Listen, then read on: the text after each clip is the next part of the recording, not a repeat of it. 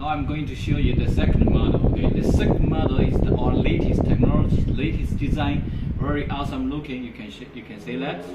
Okay, it's the start power from 50 watts and at stable 46 watts, and the lumens is over 7,000 lumens at the start, and it will be stable around like 6,000. And I'm going to show you. Okay, one moment. Let's connect it up. Wow, super crazy. Okay, let's see. Now it's 47.7 watts, and the screen cannot show the real lumens because it's the capacity, the max lumens for this screen is 7,000.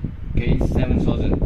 Okay, that means this LED is already over 7,000 lumens, and this screen cannot show it. Okay, but later, after the power is stable, the lumens will be decreased a little. Okay, so we can show the real numbers. Okay, let's put it up, take it up. Okay, a little bit so you can see the real lumens.